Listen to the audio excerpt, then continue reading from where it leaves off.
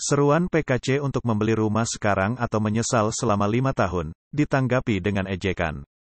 Industri real estate China berada di ambang kehancuran, dan harga rumah serta tingkat pembelian rumah terus turun.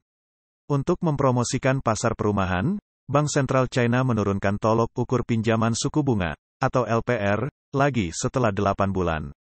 Pada tanggal 20 Februari pinjaman terbaru suku bunga pasar dirilis dengan LPR 5 tahun diturunkan menjadi 3,95%, sebelumnya 4,20%. Tapi LPR 1 tahun masih 3,45%. Banyak ahli dalam sistem Beijing mengatakan bahwa sebelum penurunan suku bunga, LPR sudah berada pada level terendah dalam sejarah. LPR 5 tahun ini telah diturunkan sebesar 25 basis poin lagi yang belum pernah terjadi sebelumnya. Dan mereka meminta masyarakat untuk secara aktif membeli rumah. Pada hari itu, para ahli menyatakan bahwa tidak membeli rumah sekarang akan menghasilkan usaha yang sia-sia dalam 5 tahun, menjadi topik pencarian panas. Banyak ahli mengatakan bahwa menurunkan suku bunga LPR benchmark jangka menengah dan panjang akan membantu mengurangi tekanan penduduk untuk membeli real estate dan membayar kembali pinjaman hipotek yang ada, serta mendorong konsumsi di pasar perumahan. Misalnya perhitungan didasarkan pada batas pinjaman komersial sebesar 1 juta yuan dalam jangka waktu pinjaman 30 tahun, dengan pembayaran pokok dan bunga yang sama. Kali ini LPR telah turun sebesar 25 basis poin. Pembayaran bulanan telah dikurangi sekitar 145 yuan dan pembayaran bulanan kumulatif telah dikurangi sebesar 52.000 yuan selama 30 tahun.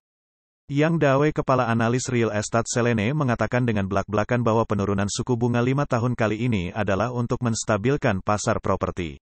Menstabilkan pasar properti dapat menstabilkan dengan lebih baik perekonomian. Namun pernyataan tidak membeli rumah sekarang akan menyesal dalam 5 tahun, telah memicu ejekan dari sebagian besar warganet China, seperti, jika Anda tidak membeli rumah sekarang Anda akan sibuk selama 5 tahun. Jika Anda membeli rumah sekarang Anda akan sibuk seumur hidup. Anda mulai menipu saya untuk membeli rumah lagi kan? Pasar perumahan China terus anjlok.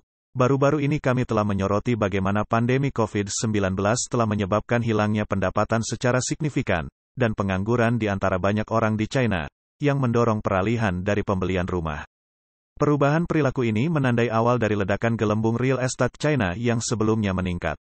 Pada tanggal 17 Januari data yang dirilis oleh Biro Statistik Nasional China menunjukkan bahwa harga perumahan baru pada bulan Desember tahun lalu, mencapai titik terbesar penurunan sejak Februari tahun 2015.